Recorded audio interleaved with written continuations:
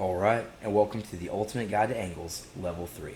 Now you'll notice that this structure here in problem number 1 from the assignment looks very similar to our previous page.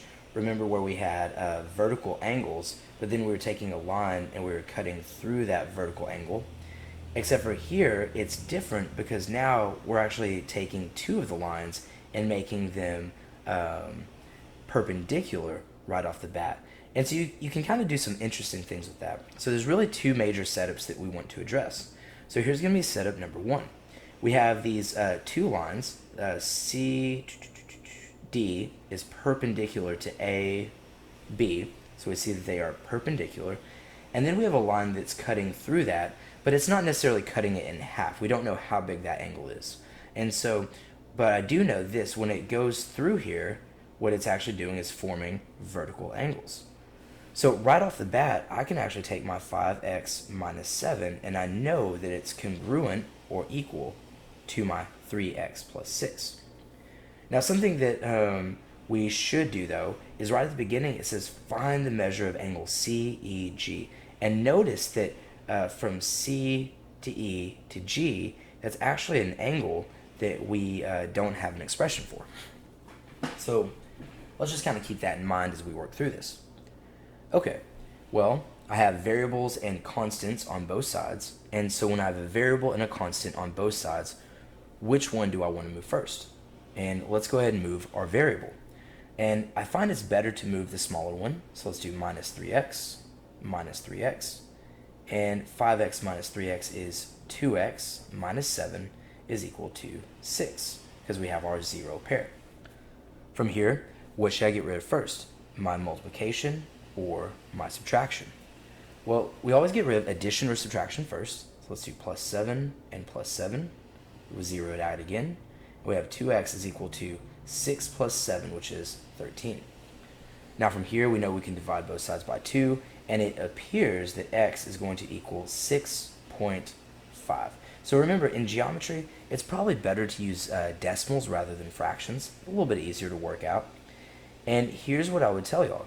So we don't have an expression for that angle right there, but what we can do is we can find out the value of this, and we know that this is essentially like part 1 of some sort of whole, and here would be like part 2. And since these two lines are actually perpendicular, we know that this is 90 degrees. And similarly here it's the same, 90 degrees. So maybe it's better to just say, hey, let's plug in x right here, and then this expression and this, they both have to add up to 90.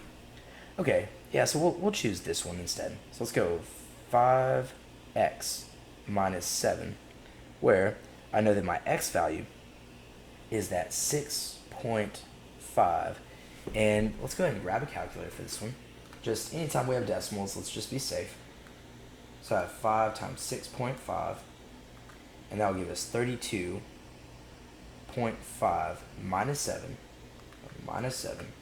and then so we're going to get this angle GEA is equal to 25.5 degrees.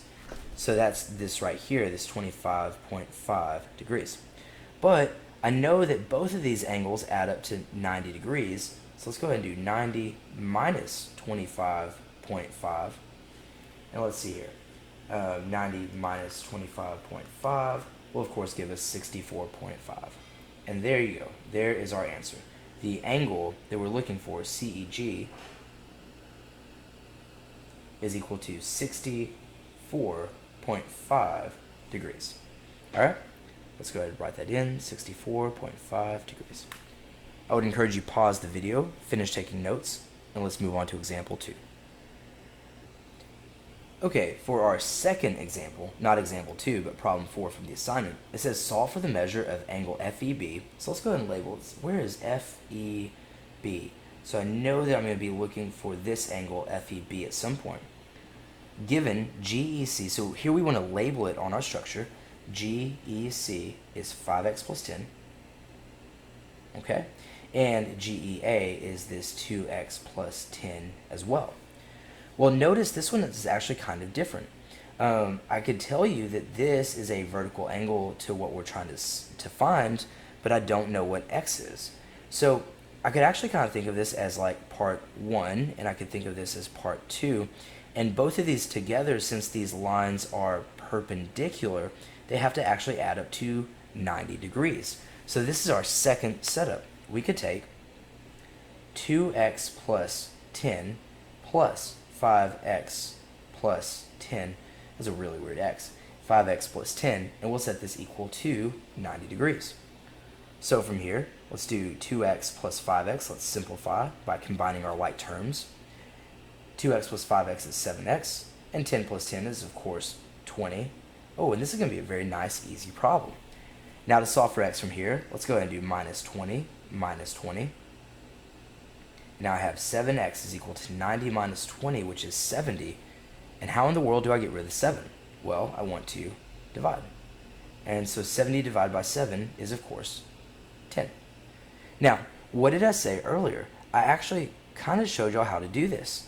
We know that we want this angle right here, and you want to say, well, you know what? Do I know the vertical angle to that? And I do. The vertical angle to that is this part 1 that we labeled.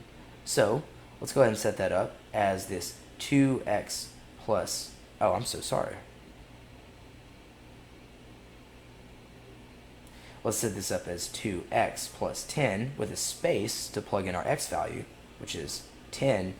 And y'all, what is 2 times 10? Well, that's 20 plus 10. And so this angle that we were looking for, angle FEB, oh, yeah, I don't know what's wrong with me right now. FEB is actually congruent to 30 degrees. All right, well, I hope that these help, and I'll catch y'all in our level 4 video.